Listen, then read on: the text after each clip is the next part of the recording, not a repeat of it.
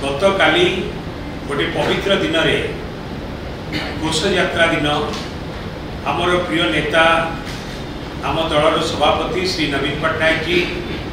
गोटे नुआ कार्यभार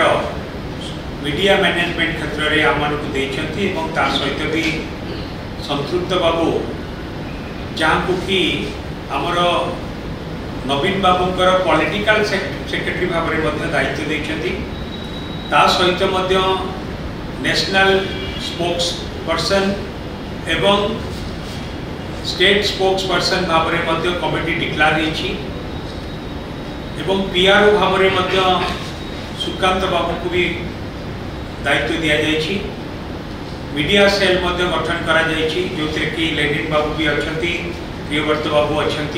स्वयं बाबू भी अच्छा। तेणुक आम विगत दिन में भी आमर मीडिया सेल थिला एवं मीडिया सेल भी बहुत भल भाव में काम करते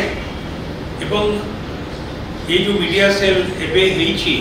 से मीडिया सेल जरिया आम केमी आहरी अधिक आम दल को क्रियाशील करूँ से आमर उद्यम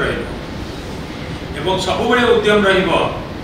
कि लोकों कथा को किपरि आम सरकार के पाखे पहुँची पारू,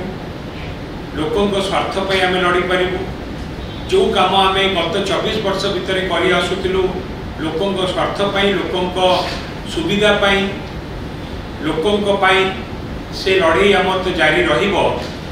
एवं ताकू सफलतार भाव में हासिल करने मीडिया सेल जहाँ भी भूमिका रही पालन कर।